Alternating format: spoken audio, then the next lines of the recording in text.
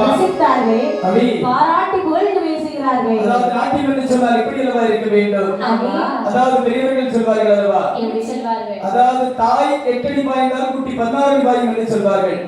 அதே போல் லட்சுமியானவர்கள் சேரும் சிறப்புமாக நாட்டி புரிந்து வந்து விட்டார் அல்லவா. இந்த லட்சுமியோட நடனத்தை காண்பதற்கு நாம் கொடுத்து வைத்திருக்க வேண்டாமா? என்ன ஒரு நடனம் இது? அப்படி எல்லோரும் புகழ்ந்து பேசுகிறார்கள். சரி, அங்கு லட்சுமி என்று கேட்கிறது, இங்கு பார்த்தால் லட்சுமி என்று கேட்கிறது. எல்லாரும் லட்சுமி லட்சுமி என்று கேட்டதல்லவா. கோவிலில் பூஜை செய்து வருகிறான். அது யார் தெரியுமா? யாரு? அன்று 61 மறைவர்களுக்கு தலைமை மறைவராக பூஜை செய்து வந்தார் சிவபாப்பா. அவருடைய மகன் வேலவ வேதியன் அந்த பூஜை, அதாவது பூஜை ஆசிரியராக அங்கே இருக்கின்றார். சரி, இப்படி பூஜை செய்து வரக்கூடிய நாளிலே அவர் நினைக்கிறார், எல்லாரும் லட்சுமி லட்சுமி லட்சுமிங்கிறாங்களே, அந்த லட்சுமியை நாங்கள் இன்று பார்க்க வேண்டும் கண்டிப்பாக அப்படி என்று சொல்லி கோவிலே பூஜையை முடித்து விட்டு லட்சுமியை ஏறெடுத்து பார்க்க லட்சுமி ஓரமா அப்படி அவ பாட்டுக்கு இருந்துட்டு பக்கத்திலே வருகிறான். வந்தவுடனே லட்சுமியை பார்த்தவுடனே மதி மயங்கினான், கீழே விழுந்தான். பார்த்தாள் லட்சுமியானவள் என்ன செய்கிறார்? விழுந்த அந்த வேதியரே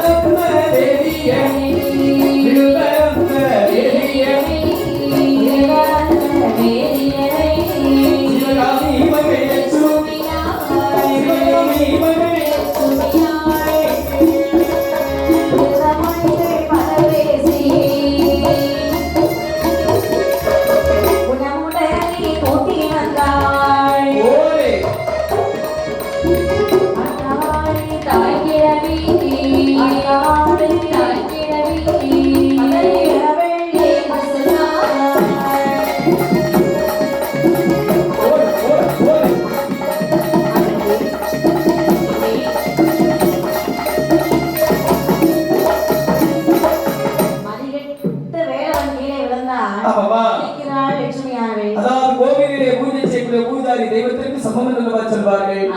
போய் போய் தாதிமகளுடைய பாதத்திலே வந்து விழுந்துட்டார் அல்லவா. அப்படி என்று சொல்லி கள்ளம் கபடமின்றி கட்டி எனக்கு மார்போடு சேர்த்து வைத்து கேட்கின்றாய். ஐயா வேதியரே, என்னம்மா இங்க வருகிற உங்களுக்கு என்ன ஆயிற்று? அதாவது என்ன நடந்தது எனக்கு தெரியவில்லை. மயக்கமுற்று விழுந்து விட்டேன் கண்ணே. இது பாருங்க, மயக்கமுற்று விழுந்து விட்டீர்களா? கவலை வேண்டாம், உங்களுடைய வீடு எங்கே இருக்கு சொல்லுங்க, உங்களை அங்க விட்டுட்டு வர்றேன்.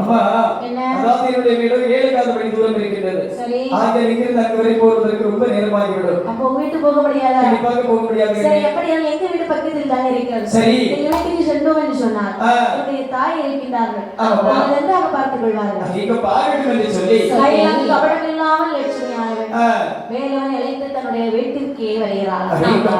வந்து கொண்டிருக்கவே வாசல் நடையில வரும்போது பார்த்துட்டு இருக்கிறா இந்த சிவகாமி. அதாவது மகள் எப்போது வருவாள் என்று சொல்லி வழிமீது காத்திருக்கிறாள் இந்த சிவகாமி தாதியானவள்.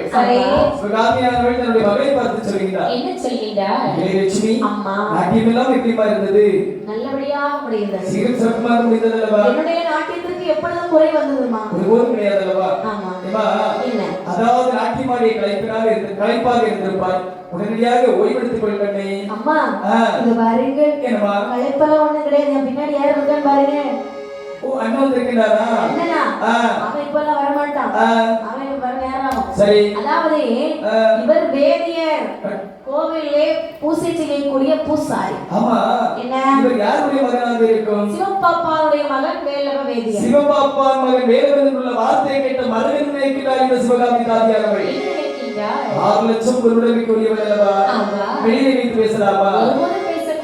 அப்படிதானே? ஆகட்டும் என்று சொல்லி உடனடியாக அகரத்திற்குள்ளே அழைத்து பஞ்சல மெத்தை விழுத்து அமர வைத்து பால் பதார்த்தங்கள் பெருக்க கொடுத்தார்களா? பரிகம் பறக்க பறக்க முடிக்கிறார். நினைக்கிறாள் சிவகாமி தாசியானவள். என்ன நினைக்கிறார்கள்? என்னதான் இருந்தாலும் இவன் எப்பேற்பட்ட பணக்காரன். ஆமாவா? நம் மகள் லட்சுமிக்கு அழகு இருக்கும் வரைக்கும் தான் சுத்தி சுத்தி வருவார். கண்டிப்பாக அழகு போய்விட்டது திரும்பி பார்ப்பானா? பெரியவர்கள் சொல்வார்கள் அல்லவா, ஒரு மலரிலே தேன் இருக்கும் வரை மட்டும்தான் அங்கு வண்டிற்கு சொந்தம், வண்டிற்கு இடம். ஒரு மலரிலே தேன் தீர்த்து விட்டது என்று சொன்னால் மறுமலரை தேடி விடுமலபாந்தனன் வண்டு. ஆமா, ஆகையால் அழகு என்பது ஒருபோதும் நிரந்தரம் கிடையாது. நாளை கிடையாது. கண்டிப்பாக. அதனாலே சரி, பொருளாக இவனிடத்தில் இருக்கக்கூடிய பொன் பொருளை எல்லாம் வாங்க வேண்டும். வா என்று கேட்டால் தருவானா? தருவா. யோசித்து யோசித்து தானே தருவா. கணக்கு பாப்பான். ஆமா. யோசிக்காமல் தர வேண்டும் என்று சொன்னால் நாம் இவளுக்கு மருந்து கொடுக்க வேண்டும் என்று சரி. எப்படிப்பட்ட மருந்து வகைகளை சேகரித்தால் வாருங்கள். மருந்திடவே வேணும் என்று மருந்து பல தேடுவாளாம். ஆடையொட்டி பின்தொடரை அதிகமாடி சேலையொட்டி